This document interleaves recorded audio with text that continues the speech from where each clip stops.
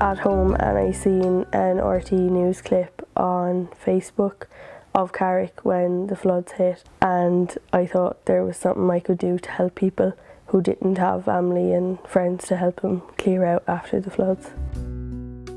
My mum just said, look, there's Ashland after posting onto Facebook about going helping in the floods, and I was thinking, she wants me to go do it, so I'll go do it, because that's just the way it is with my mum. It's like, you do this and that's it. My first thought about getting together to help was that, well, there's a problem here and I might as well go and help them, because I'm not doing anything really. At home I was doing nothing, I was just sitting home on my phone. It was the 29th of December, 2015. Water started coming in the front door. I've got 2 dogs, the little one noticed it first, and I immediately rang the town council. It was very hard getting through, and they said, oh, we'll send an engineer around. And I said, I don't want an engineer, I want a boat. I'm the youngest at 65, I was then, 64, 65. I'm the youngest in the street. I've got an 89, 90-year-old living next door. I said, we need boats, we need something to get these elderly people out. The water came up about as far as here, and all down by the bridge was all flooded too.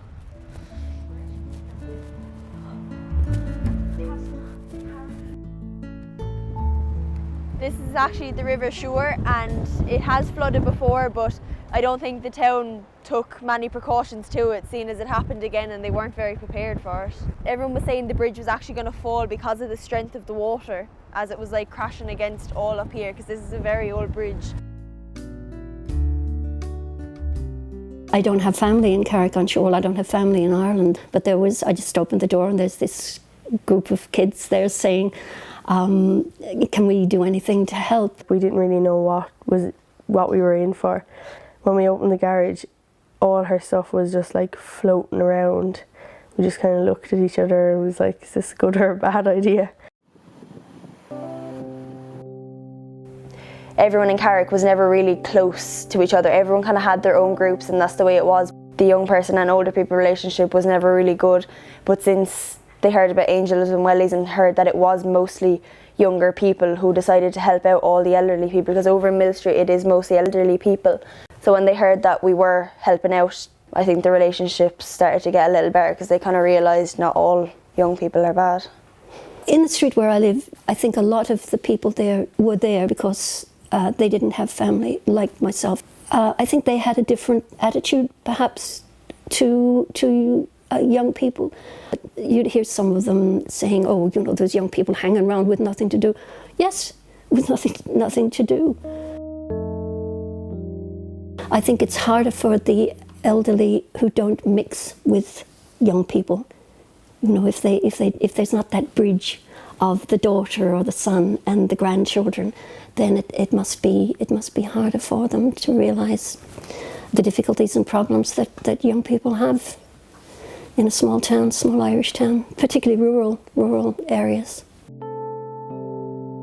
One of the girls who was in the group, she said herself she didn't have a good kind of reputation for herself, and she was going through the town and there was an old person in front of her, and as soon as they looked up and seen her, they actually crossed the road as fast as they could to get away from her. I'd be very hurt anyway if I was walking towards someone and they crossed the street, because you'd feel like you're really intimidating when you really don't think you are.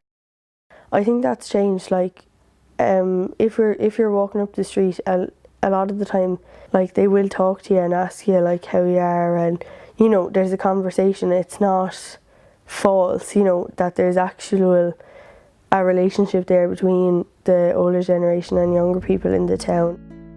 I think it was kind of an empathy kind of a thing, because, you know, I put myself in their place and I said, well, if I was flooded, I'd want someone to help me, so I might as well go and help them, and, you know, I'd be more helpful and, you know, help other people.